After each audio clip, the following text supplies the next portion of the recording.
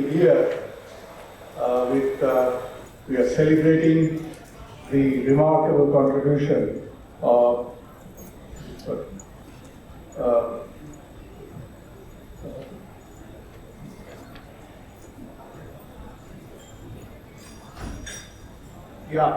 I would like to first wish happy birthday, many happy returns of the day, Ashutosh.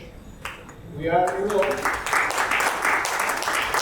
I have been associated with Ashutosh almost 25 years, and I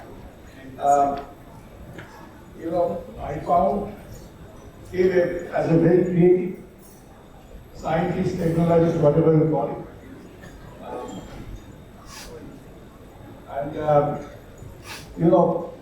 We are all celebrating his stupendous achievement and Professor for his outstanding contributions in science and technology, innovation, ecosystem and leadership. 2017, I'm showing you a photo. Actually, he was teaching, since I was part of the DST system, we were working together, so he was telling us what is common sense in science. And subsequently, we have seen him to wear multiple hats. It's not working.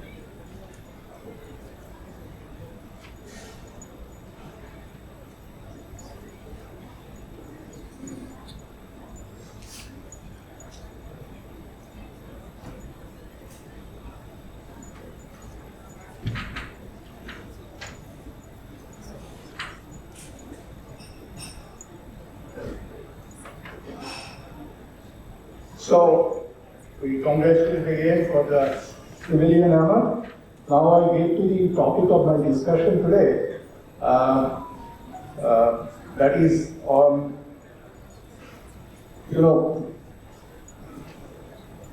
agriculture, is one of the largest contributors to environmental degradation. Although our country is a large country, we have survived through green revolution.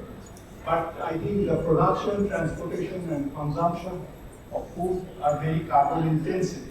And that creates a lot of problem.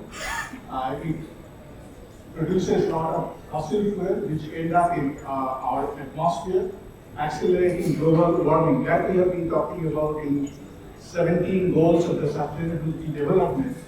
And since we are rising in the number one in the country in terms of population number, this is very important for us to continue to ponder over. So some of the technologies which are known, all of you are aware of renewable technology, zero tillage, biotechnology, organic farming, vertical farming, irrigation, integrated pest management, drones, fleet management, and digital sensors. I list a few which are actually required for today's green agriculture. But I think one of the issues that is happening, if whenever we have the green revolution, the industrial farm that has been created for 1 ton of corn production, you use 1 barrel of fuel. On the other hand, if you go to the traditional mode of farming, it costs much less. Only 4.8 liters. You can produce the same amount of farm produce using that. So there is an opportunity to see and implement. So I think this is what I said. This is the industrial farming, that is the product of green revolution, of course, that was required.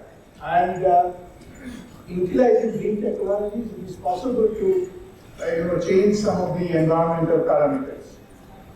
So some of the problems are that is faced by agriculture and food sector is non-targeted use of pesticides and insecticides, excessive use of fertilizers, and that creates the soil ineffective for good farming, and also food contamination that comes with it. And excessive use of fertilizers we all know, but the problem is, challenge is that we are going to reach close to 10 billion in 2050, and and our country will have 1.6 billion. And so these are some of the challenges. The food demand is going to increase by more than 50% during this period, and unregulated increased use of fertilizers will spell a disaster for us. And decline in soil fertility index and affecting the crops could be some of the challenges that would affect human health very adversely. Of course, I will not get into renewable. These are all known. All of these things we will not talk about. Vertical farming is used even in terraces, even in cities. And I will only one or two topics that we work on where we use interdisciplinary approaches. For example, integrated pest management. I will give you some of the examples of our work. So, plant stress, and the estimated loss of crops are already topic of great research, and I will not elaborate on that, but all of us know about this. And of course, use of drones, everybody knows, so can we combine the two? I think this is the scenario since we have crossed China in 2023. So many of the crops, I will talk about the pest problem, rice, cotton, pea, various kinds of drums, and other vegetables. You will see that typically $1.3 billion we lose in terms of crop because of the pest infestation. And the current technologies for the detection of the pheromones that are released by some of the insects use gas chromatography, mass spectrometry, or electroantenograph, or field monitoring by digital camera are not really very effective modes of technology taken all the way to the agricultural field.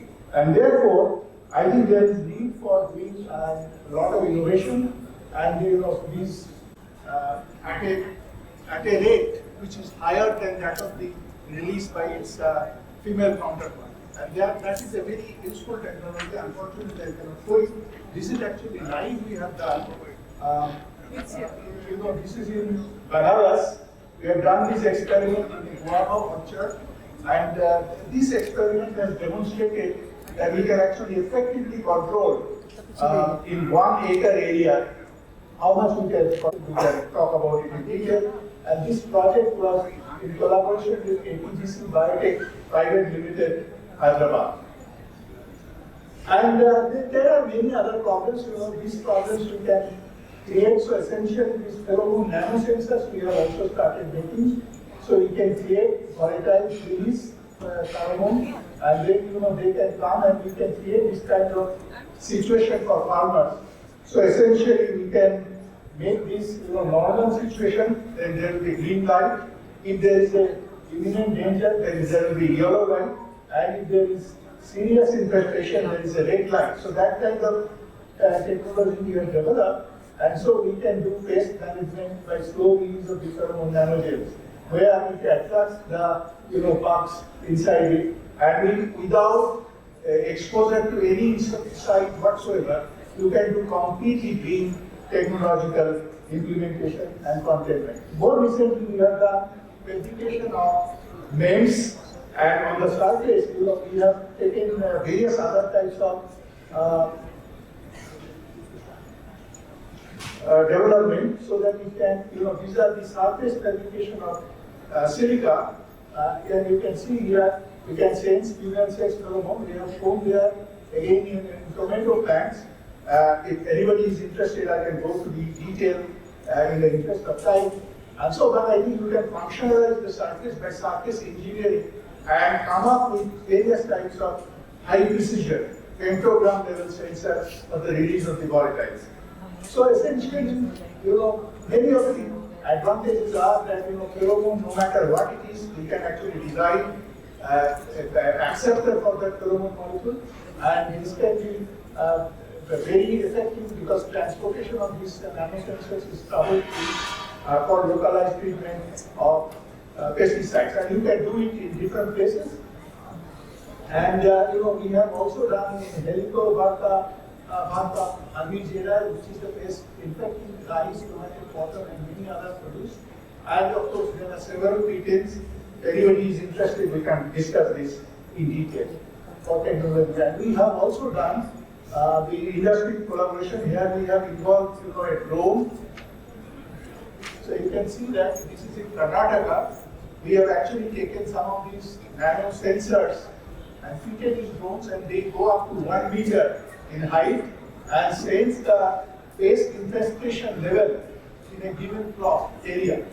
And I think once that information is generated, that can be transferred to your mobile phone, so farmer can come to know the latest and the schemes instead of going there with rampant spraying of insecticide, adversely affecting population and not only their own people. So I think this is another problem we are interested in, food contamination. This is a very large number of people are suffering from foodborne diseases. And if you look at the World Health Organization report in 2024, more than 420,000 deaths are responsible for that. And is it possible to fulfill food security of 10 billion?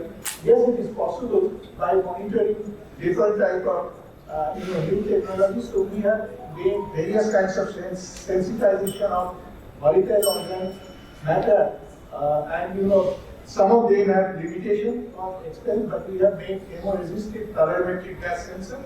But if anybody is interested, we can talk about it. And so this is the kind of approach where we involve industry and government and other stakeholders to come forward to a solution of national interest. And this is the campus we are now in IISER Tirupati. I invite each one of you to come and visit our campus. It's a new campus, largest in size in the IISER family of system, and absolutely green. And we are trying to make it a smart campus. And I would like to invite each one of you to come and visit us. Thank you very much.